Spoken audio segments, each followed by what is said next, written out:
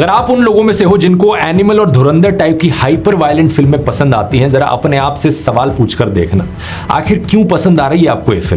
तुम लोगों के पटाखे खत्म हो गए तो मैं धमाका शुरू करूं।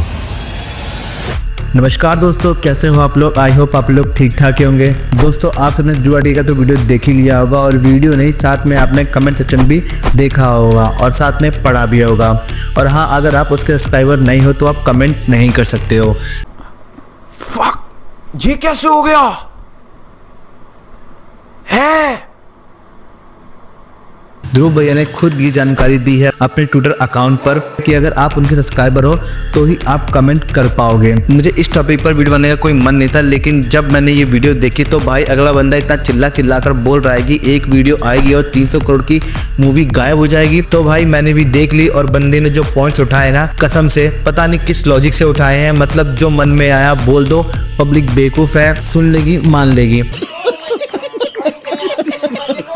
अरे ध्रुव भाई, एक तो आप जर्मनी में बैठे हो और यहाँ हमें ज्ञान देते हो। अगर इतनी परवाह है तो इंडिया आ जाओ, यहाँ रह करके सपोर्ट कर लो, पर शायद ऐसा होगा नहीं। छोटी बच्ची हो क्या भाई? आपकी तो 30 मिलियन की फैमिली है। अब इमेजिन करो मैं एक वीडियो बनाता हूँ जिसका मेन मोटिव है एक मूवी में गाली देना, लेकिन उसके बहाने मैं इंडियन गवर्नमेंट पे उंगली करने की कोशिश करता हूँ और उस चक्कर में उड़ता तीर मैं खुद पे ले लेता हूँ। और इस वीडियो का नाम है बगंदर।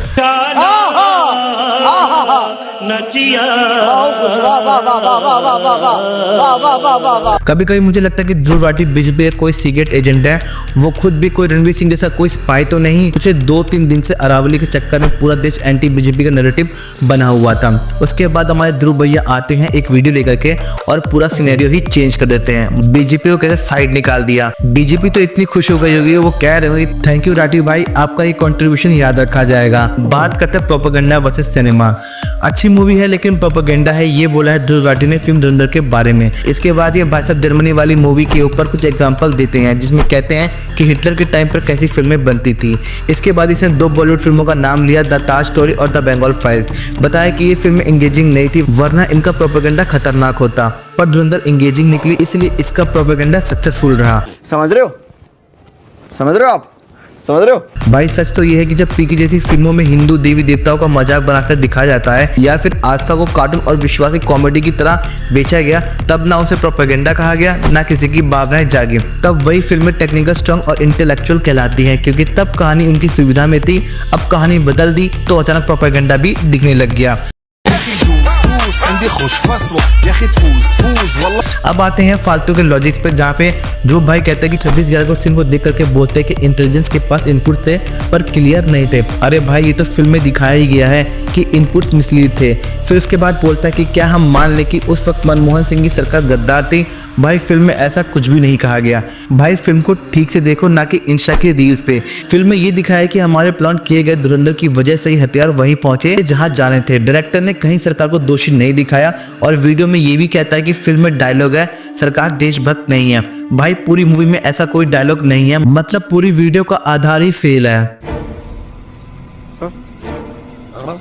अब सुनिए इस बंदे का सबसे बड़ा मजाक। ये भाई कहता है कि जब अजीत डोभाल को पता चला कि जारी नोट सीमा पार से आ रहे हैं तो उन्होंने उसी वक्त प्रेस में खबर लीक क्यों नहीं की या फिर रिजाइन क्यों नहीं कर दिया। भाई इस आर्गुमेंट को सुनकर मैं तो अपने बाल नोचने लगा था। सच में इस आदमी की बुद्धि 30 मिलियन लोग टच भी करते हैं। भाई इतनी समझ भी नहीं है कि मीडिया में लीक करने से फायदा नहीं है, उल्टा नुकसान ही होगा।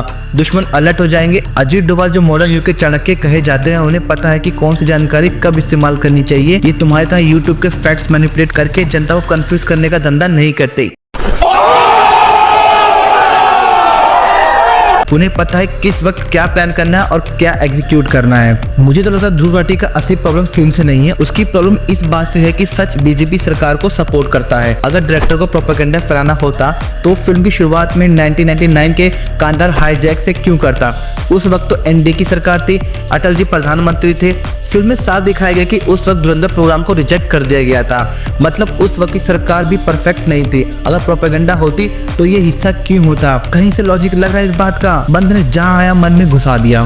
क्या बात है सर, क्या बात है सर। क्या बात, ये बात है। वो असली देशभक्त है। आजकल हाल ये है कि जिन लोगों को किसी विषय से दूर दूर तक कोई लेना देना नहीं होता, वही हर जगह एक्सपर्ट बनकर बोल रहे हैं, और जिस मुद्दे की उन्हें समझ नहीं होती वहाँ उनकी बातें तर्क नहीं बल्कि शोर बन जाती है। लेकिन ये भी सच है कि अगर कोई फिल्म या कहानी सोच समझकर प्लानिंग के साथ बनाई जाए तो उसका असर जरूर होता है। और हमारे यहाँ सालों से सिनेमा के नाम पर एक खास सोच को धीरे धीरे नॉर्मल किया गया, कभी आस्था पे सवाल खड़े करके, कभी संस्कृति को पिछड़ा दिखाकर, तो कभी समाज को बांटने वाली बातों को मनोरंजन का हिस्सा बनाकर, जिसे हमने सिर्फ फिल्म समझकर देखा और एंजॉय किया, बिना ये समझे कि ये एंटरटेनमेंट की आड़ में वही बातें हमारी सोच में चुपचाप खुलती जा रही थी। क्योंकि असली प्रोपेगेंडा वो नहीं होता जो शोर मचाए, बल्कि वो होता जो कहानी बनकर दिमाग में घर कर जाए। जैसे ही किसी फिल्म के राइट विंग की तरफ जरा सा भी झुकाव दिखता है, वैसे ही ज्ञान के ठेकेदार अपने अपने बिलों से बाहर निकलकर अचानक सबको सिनेमा की शुद्धता, समाज की नैतिकता और लोकतंत्र के भविष्य का याद आ जाता है। इस बार फर्क बस इतना है कि नैरेटिव सेट करने की कोशिश उल्टी पड़ गई। वीडियो सहमति पैदा करने के बजाय बनाने वाले के ही गले में लटक गया।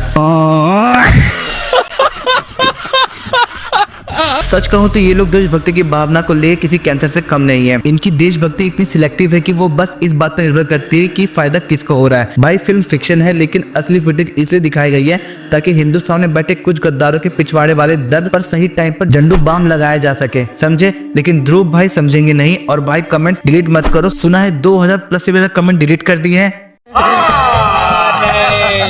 हेट्स ऑफ है भाई, इतना प्यार दिल जनता आपको, कुछ तो रिस्पेक्ट करो। अजीत डोभाल सर ने सही कहा, हिंदुस्तान का सबसे बड़ा दुश्मन हिंदुस्तानी ही है, पाकिस्तान तो दूसरे नंबर पर आता है।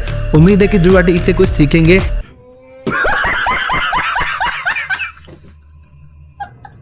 भाई देश में बहुत मुद्दे हैं, बांग्लादेशी हिंदू पर वीडियो बनाओ, अरावली पर बनाओ, पहलगाम अटैक पर बनाओ, पर नहीं, धुरंधर के खिलाफ वीडियो बनाना ही है। धुरंधर के खिलाफ वीडियो बना करके इस बंदे ने अपने करियर की खुद की लंका लगा दी है।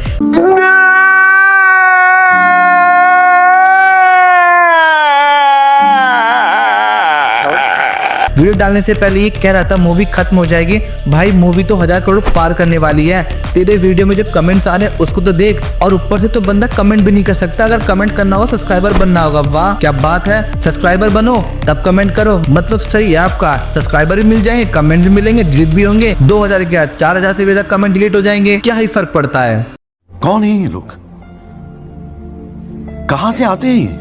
और इन्हीं सब के बीच में एक बंदा नीतीश राजपूत, जब वो वीडियो बनाता है पूरी रिसर्च करके वो वीडियो बनाता है। रिसर्च उसे ही कहते हैं। नीतीश भाई जो पॉइंट्स उठाते हैं, जो डेटा देखते हैं, जिस तरह 26/11 तक की क्रोनोलॉजी को समझाया, वो होता है एक इन्फॉर्मेशन वीडियो। उन्होंने बिना किसी को गाली दिए, बिना किसी एजेंडा के फैक्ट्स को टेबल पर रख दिया। नीतीश राजपूत की वीडियो देख के समझ आता है कि धुरंधर जैसी फिल्म क्यों जरूरी है और उनके पीछे एक ऐतिहासिक सच क्या है। फर्क आप सबने देखा ही होगा, एक तरफ ध्रुव राठी है जो प्रोपेगेंडा चिल्ला कर नैरेटिव सेट कर रहा है, और वहीं दूसरी तरफ नीतीश राजपूत जैसे क्रिएटर जो आपको सच में एजुकेट करते हैं। नीतीश भाई चिल्ला कर प्रोपेगेंडा सेट नहीं करते हैं। कमियों और खूबियों पे बात करना उन्हें अच्छे से आता है और उनका तरीका लॉजिकल रहता है, शोर मचाने वाला नहीं। ध्रुव भाई अगर फैक्ट्स ही बताने ना तो नीतीश राजपूत से कुछ सीखो कि कैसे बिना बायस्ड हुए जनता को सच दिखाया जा सकता है। जर्मनी में बैठे गूगल सर्च करके वीडियो बनाना आसान है, इसीलिए तो जनता नीतीश राजपूत जैसे लोगों पर भरोसा करती है। क्या बढ़िया था गुरु। तो दोस्तों ये था पूरा कच्चा चिट्ठा। अगर आपको लगता है कि मैंने सही पॉइंट्स उठाए हैं और उस जर्मन बाबू के प्रोपेगेंडा वाली बात को गलत साबित कर दिया तो इस वीडियो पे एक लाइक जरूर ठोकना। और हाँ, इस वीडियो को इतना शेयर करो कि उन लोगों तक पहुंचे जिनकी आंखों पर पट्टी बांधकर किसी की भी बातें मान लेते हैं। उन्हें भी पता चले कि असली सच क्या है और फिल्म का इम्पैक्ट क्या है। सबसे जरूरी बात, कमेंट सेक्शन में अपनी राय जरूर शेयर करना। क्या आपको भी लगता है कि ध्रुव राठी का ये वीडियो उल्टी पड़ गई है और आप धुरंधर के 1000 करोड़ क्लब के लिए कितने एक्साइटेड हो? क्या आप 19 मार्च धुरंधर 2 देखने जाओगे?